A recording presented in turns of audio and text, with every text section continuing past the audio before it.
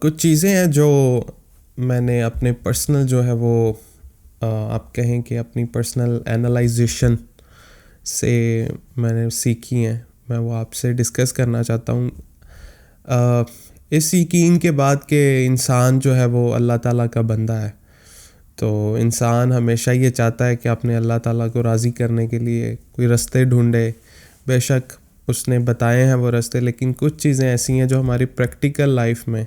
Daily routine میں اس طرح کی ہیں کہ مطلب اگر ان کی طرف تھوڑا سا غور کریں ہم، تو مطلب ہم اپنی ہر ادا سے ہی جو ہے وہ اللہ تعالیٰ کی رضا حاصل کرنے کے لیے کچھ نہ کچھ کر سکتے ہیں۔ 3 واقعات ہیں ایسے میری زندگی میں جو میں نے سنے، اور انہوں نے میری بہت ساری جو ہیں وہ مطلب جو میری سوچ ہے اس کو بڑی خوبصورت جو ہے نا وہ ایک ڈائریکشن دی ہے۔ تو وہ میں آپ سے شیئر اس لیے کرنا چاہتا ہوں کہ شاید میری اس جو ایک آبزرویشن جو میں نے اس سے سیکھا ہے، اس سے شاید آپ کو بھی تھوڑی سی ہیلپ ہو۔ سب سے پہلے تو ایک واقعہ ہے کہ ہم سنتے ہیں کہ ایک عورت تھی، اس نے ایک پیاسے کتے کو جو ہے وہ پانی پلایا۔ کتا تھا، پیاس سے جو ہے وہ ہلکان تھا، تو اس عورت دیکھ کے اس کتے کو اس عورت کے دل میں رحم آیا، تو اس نے اپنی جو ہے وہ جوتی کو کنویں میں اتارا، اس سے پانی نکال کر جو ہے اس کو پانی پلایا۔ تو اللہ تعالیٰ کو اس کی یہ ادا بڑی پسند آئی۔ لکھنے والے تو یہ لکھتے ہیں کہ وہ مسلمان نہیں تھی، لیکن پھر بھی اللہ تعالیٰ نے اس کو بخش دیا۔ اچھا، اس واقعے پر نا میں نے بڑا غور کیا، اور میں نے یہ سوچا کہ مطلب اس واقعے میں کون سی ایسی ایک تو ہے، مطلب بے شک اس میں ہے کہ ہمیں رحم کرنا چاہیے ہر چیز پر، اور اس لیے کرنا چاہیے کہ اللہ تعالیٰ کی بنائی ہوئی ہے ہر چیز، تو ہر وہ انسان جو اللہ سے محبت کرتا ہے، اللہ کو جانتا ہے، تو وہ اس کی بنائی ہر چیز کا احترام بھی کرتا ہے، اس سے محبت بھی کرتا ہے، اس وجہ سے کہ وہ اللہ کی بنائی ہوئی ہے۔ تو ایک بڑا پیارا نقطہ نا میری سوچ نے جو ہے مجھے دکھایا، وہ یہ تھا کہ اکثر اس طرح ہوتا ہے ہماری زندگی میں، اس طرح ہوتا ہے کہ بہت سے لوگ ایسے آتے ہیں کہ مطلب ان کی جو سچویشن ہوتی ہے، وہ اپنی وہ سچویشن لے کے ہمارے پاس آتے ہیں کہ یار میں اس وقت اس طرح پھنسا ہوا ہوں، تو پلیز جو ہے نا وہ میری کوئی ہیلپ کر دو، یا میرے اس مسئلے کو سولو کرنے میں تھوڑی سی آسانی پیدا فرماؤ۔ اچھا، اس واقعے میں نا ایک چیز جو میں نے نوٹ کی وہ یہ کہ جب اس عورت نے کتے کو دیکھا نا، تو فوراً اس کے دل میں اس کے لیے رحم آیا، یعنی اس کا جو ریئیکشن تھا، اس کی جو پہلی تھاٹ تھی، اس کے ذہن میں آیا یار یہ پیاسا ہے، مجھے اس کو پانی پلانا چاہیے۔ تو مجھے اس واقعے سے یہ سمجھ آئی کہ جب بھی کوئی انسان ہمارے پاس آتا ہے،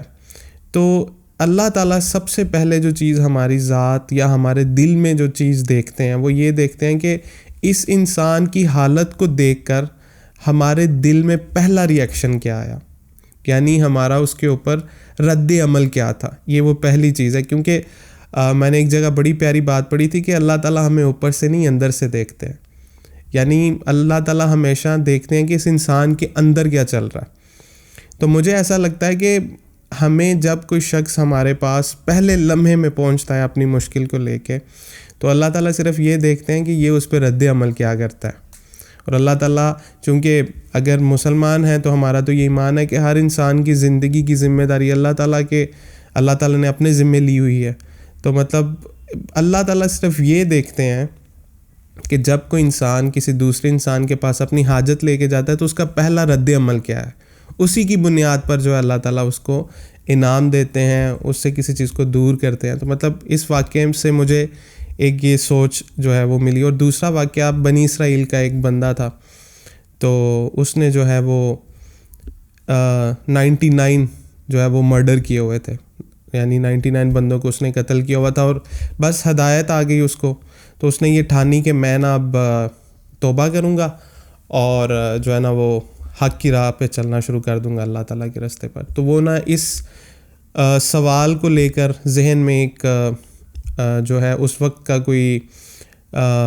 عالم تھا، اس سے ملنے کے لیے روانہ ہوا کہ میں اسے پوچھتا ہوں کہ یہ جو میں نے 99 مرڈرز کیے ہیں، ان کی میرے لیے معافی تلافی ہو سکتی ہے؟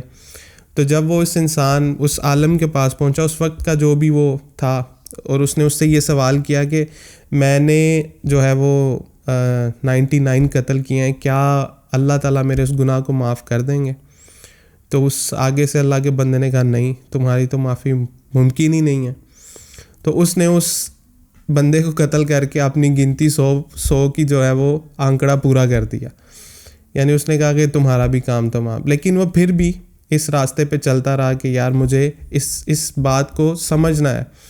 کہ مطلب کیا میری معافی ممکن ہے یا نہیں. پھر اسے کسی نے بتایا کہ فلاں جگہ پہ ایک بندہ ہے,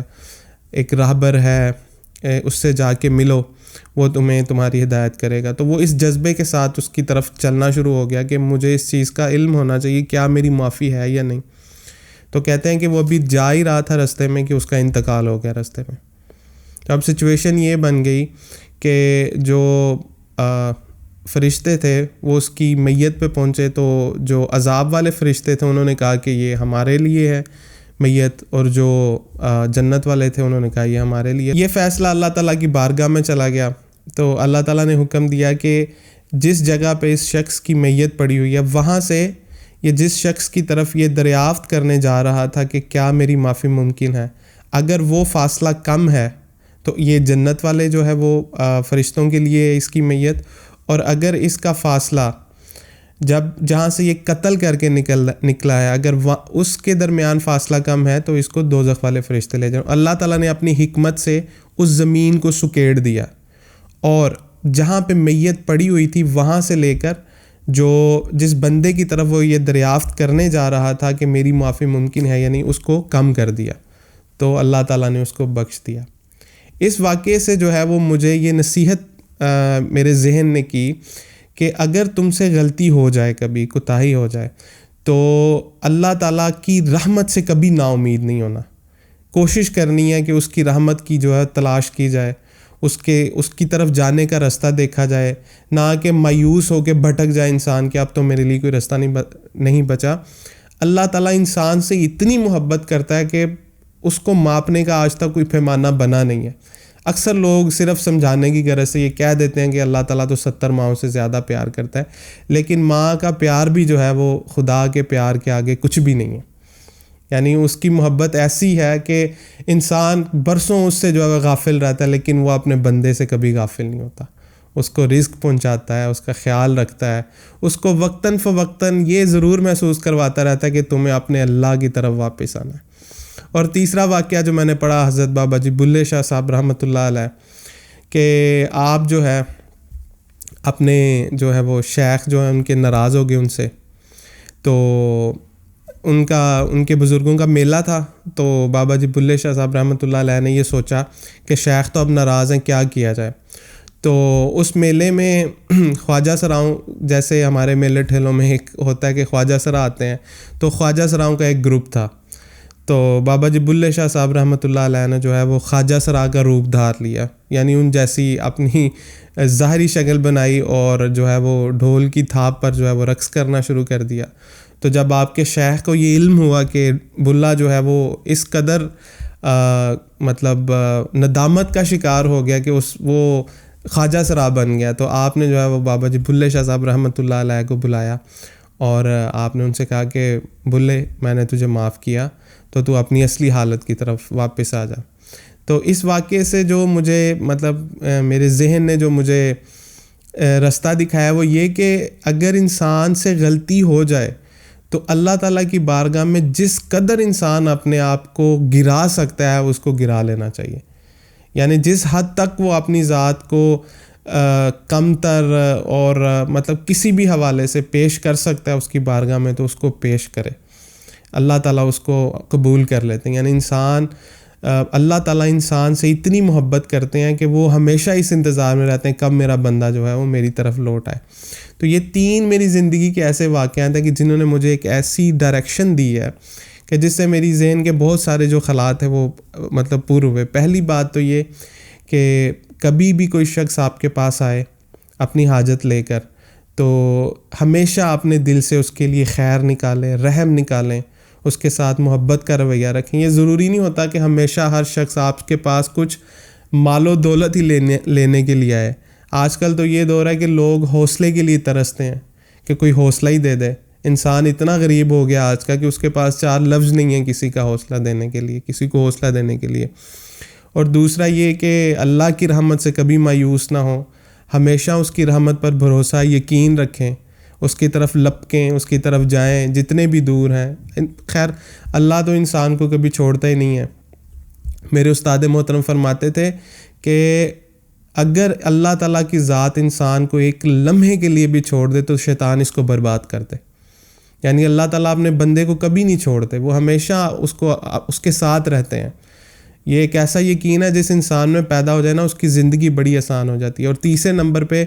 کہ جب غلطی ہو گئی ہے، سمجھ آ گئی ہے، تو جس حد تک گر سکتے ہیں اللہ تعالیٰ کی بارگاہ میں گر جائے، اپنے آپ کو جتنا کمتر۔ کہتے ہیں کہ سجدہ وہ حالت ہے کہ جس میں انسان اپنی سب سے کمتر حالت میں ہوتا ہے۔ یعنی یہ کوئی چھوٹی بات نہیں ہے کہ آپ نے اپنا سر جو ہے وہ کسی کے قدموں میں دے کے یہ کہہ دیا کہ بس تو